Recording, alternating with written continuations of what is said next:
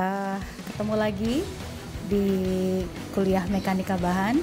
Kali ini kita akan membahas metode lain. Kalau sebelumnya kita menggunakan metode double integral, sekarang ada metode kedua, yaitu moment area, dan nanti akan saya sambungkan dengan metode conjugate beam. Karena dx itu kecil sekali ya, karena dx maupun ds itu kecil sekali, maka dθ, kita lihat dθ ini maupun dθ itu harusnya sama. Saya mendapatkan integral mulai dari mulai dari a sampai b, keduanya saya integralkan, dθ sama dengan, ya kita lanjutkan. Sebelumnya sudah kita bahas tentang penurunan rumus, bagaimana caranya mencari rotasi di sebuah titik di balok dengan menggunakan metode moment area. Saya lanjutkan, kita masih di metode moment area. Sekarang bagaimana caranya mencari defleksi pada balok, kita menggunakan second theorem. Jadi teorema yang kedua. Nah, sama seperti yang sebelumnya, saya gambarkan lagi di sini.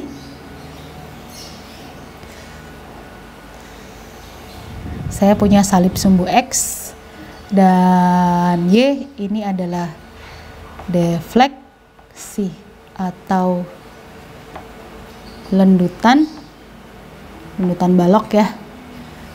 Terus kemudian di saat yang sama saya juga punya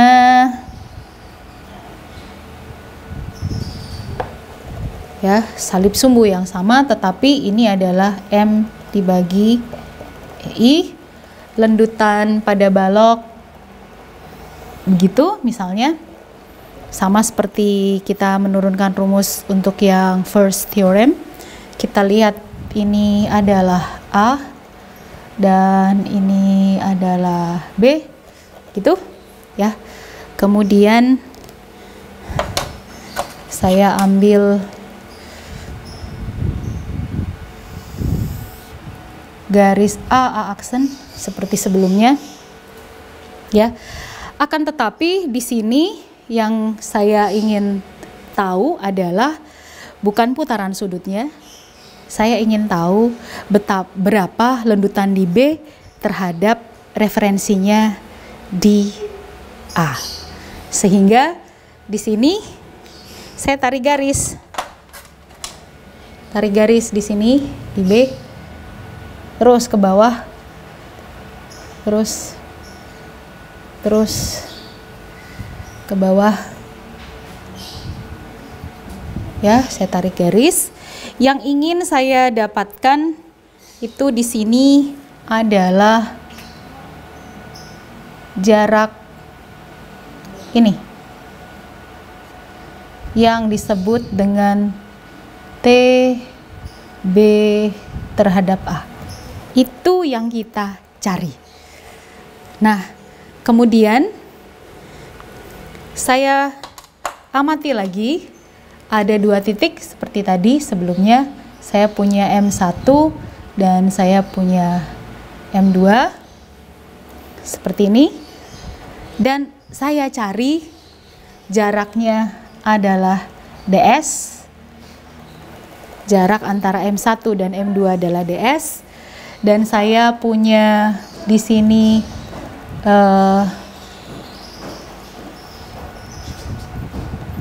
gitu. Ini adalah garis singgung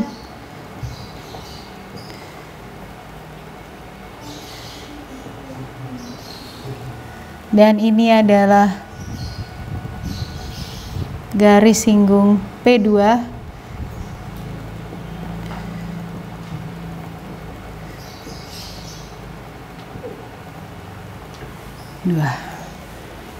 Lagi-lagi kita menemukan dθ.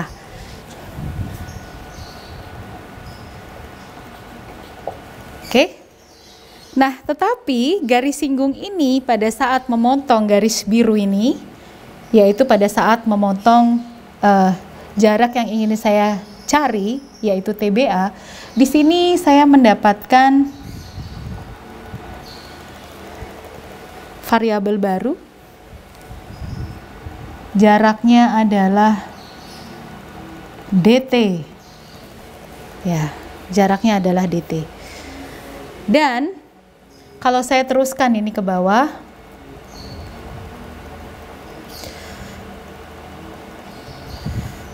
saya mendapatkan jarak dx.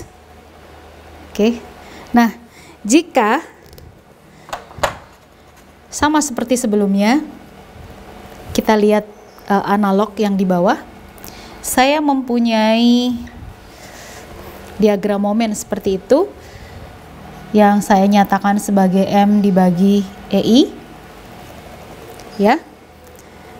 Nah, di sini dari A sampai B, momen saya mempunyai titik berat atau mempunyai center of gravity di titik C. Yang jaraknya dari B saya nyatakan sebagai X bar. Gitu. Dan dx ini, nah yang saya arsir ini, ya, saya juga mempunyai jarak X1. Nah, kita lihat lagi. Yang ingin kita cari adalah TBA.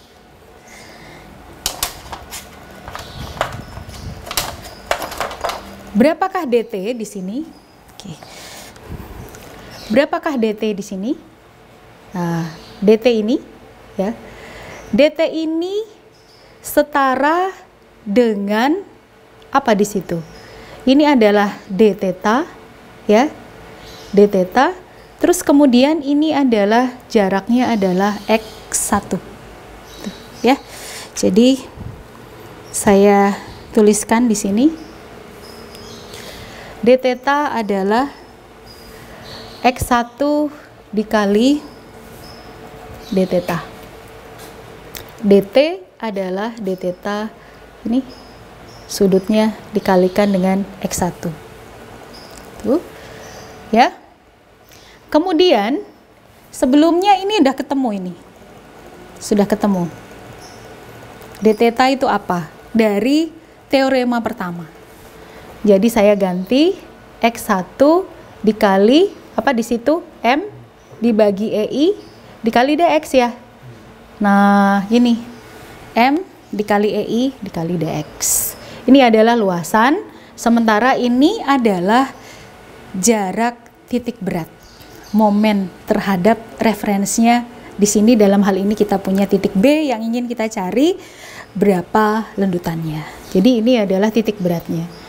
Nah, sehingga kalau kita ingin tahu berapa sih lendutan di B, T, BA, itu adalah integral dari DT mulai dari A sampai B, yang kalau kita ingin cari berarti kita integralkan sisi sebelah kanan X1 dikali M per EI kali DX, ya, gitu. Oke, nah, sehingga ini kita nyatakan sebagai teorema yang kedua. Kalau saya analogkan seperti contoh soal sebelumnya, saya punya seperti itu.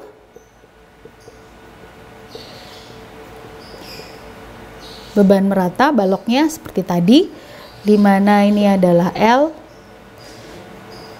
dan ini titik A, ini titik J, kemudian ini titik B di satu tempat yang ingin kita tahu berapa lendutannya.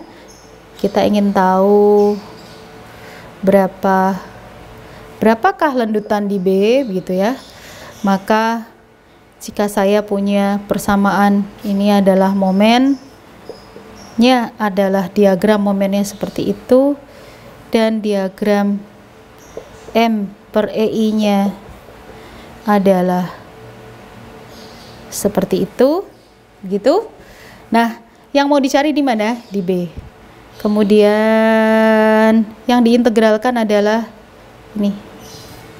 Itu kita cari luasan diagram ini, kita cari, terus kita kalikan dengan, nah, bentuk ini tadi, bentuk ini,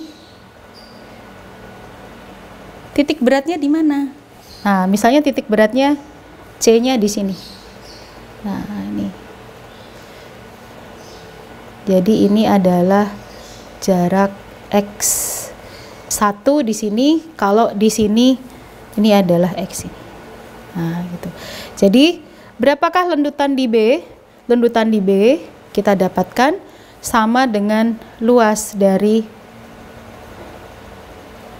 momen itu dikalikan dengan, perhatikan, bukan jarak ke titik A, tapi jarak ke titik B. Ya. Oke, kita lanjutkan dengan conjugate beam. Oke. Saya hapus.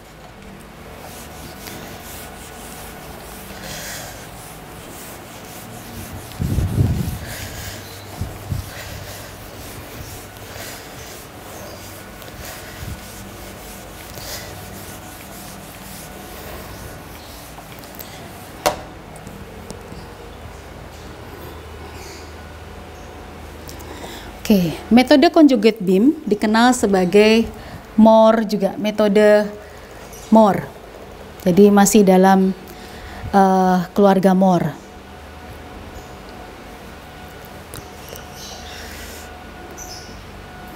Ya, kita lihat di sini. Metode conjugate itu adalah balok pengganti. Nah, jadi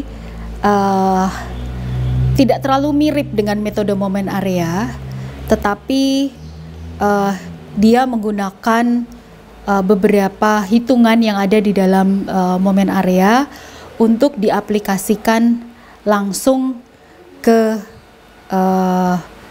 balok penggantinya. Jadi misalnya saya mempunyai balok yang seperti ini,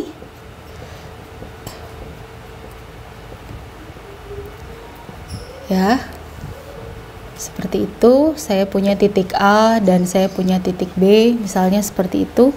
Saya harus mencari conjugate beamnya atau balok penggantinya. Ini adalah real beam, sementara ini adalah balok pengganti.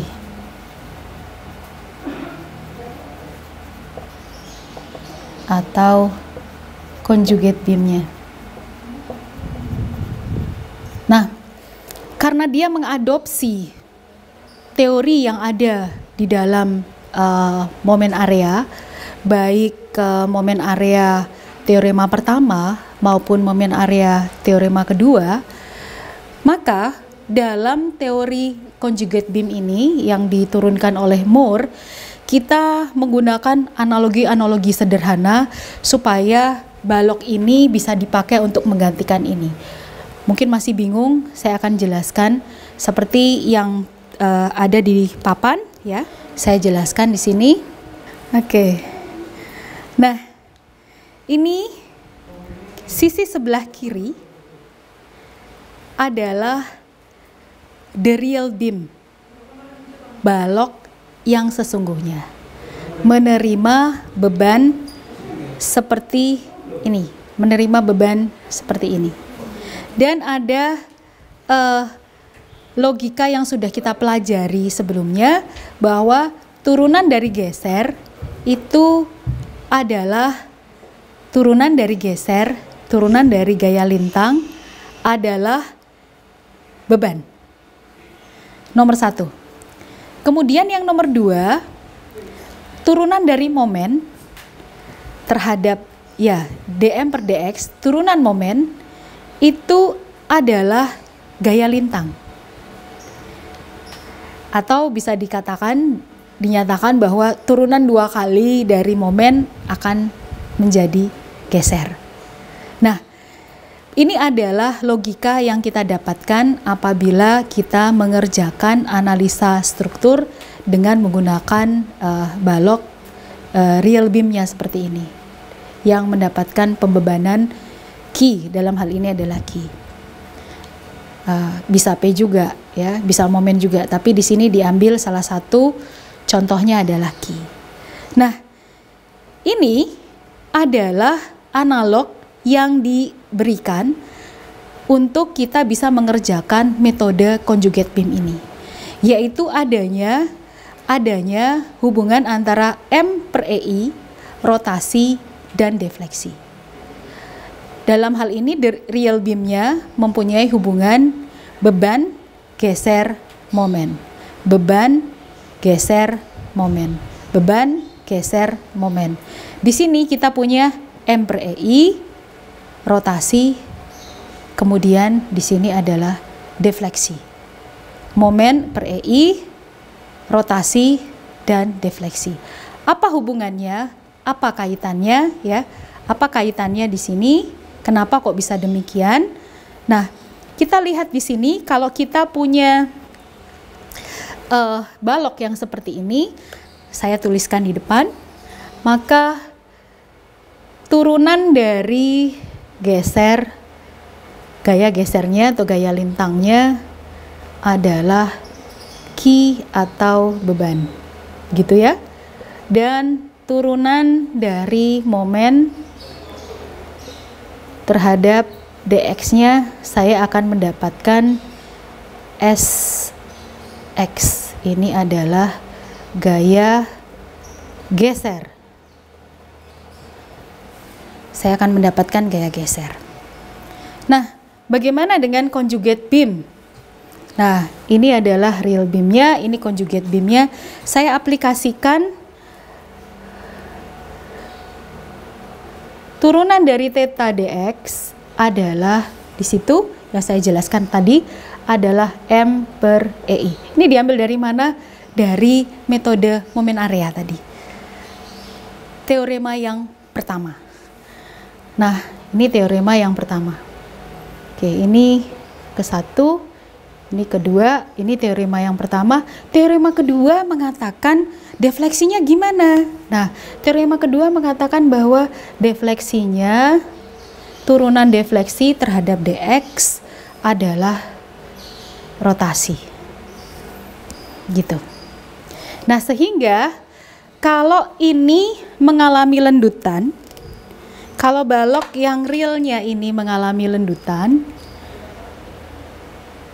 seperti itu, gitu. Dan ini juga mengalami lendutan yang sama, dan tujuan dari metode conjugate beam ini sama dengan momen area. Berapakah ini harus kita cari, berapakah ini harus kita cari, sama, tapi dengan menggunakan conjugate beam. Sehingga bagian dari sini, beban di sini yang di real beam kita gantikan menjadi ini. Kita gantikan menjadi ini. Jadi di sini ini adalah bebannya adalah ini, tetapi di bagian sini bebannya adalah ini. Karena dia menggantikan. Nah, sehingga M per EI ini menjadi beban. Nah, mari kita lihat bagaimana diagram momennya ini. Nah, diagram momennya misalnya seperti ini. Ya, saya buat warna lain aja. Nah, ini adalah defleksi yang ingin dicari. Nah, ini adalah M bagi EI. Kita tahu ini adalah persamaan kuadratis ya. Diagram momennya, ini adalah momen positif. Sehingga ini menjadi begini bebannya. Ini menjadi beban nih. Gitu. Jadi di sini bebannya adalah itu. Untuk conjugate beam ini, beban ini yang di sini, ini bebannya berubah menjadi M per EI. Itu. Nah, kemudian dari sini karena bebannya itu adalah M/EI, sehingga secara analog untuk mencari rotasi di conjugate beam ini, untuk mencari rotasinya, ini mirip dengan momen area, M dibagi EI dx yang kita integralkan gitu. Jadi ini adalah rotasi yang ingin kita cari. Nah, terus kemudian dengan metode momen area tadi yang sudah disampaikan sebelumnya, teorema yang kedua, maka di sini defleksi kalau kita ingin cari, kita integralkan. Ini karena ini ya turunan dari ini adalah theta, ya turunan dari ini adalah theta, berarti naik lagi satu kali, kita mendapatkan M/EI dikali, jangan lupa ini adalah titik berat. Titik berat momen itu ya, titik berat momennya, area dari momennya integralkan terhadap dx. Demikian. Nah, hal lain yang lebih khusus dari teori conjugate beam di sini ya, ini adalah adanya balok pengganti yang tumpuannya bisa berubah sama sekali. Jadi ada logika, ini mungkin bisa ditunjukkan agak ke bawah.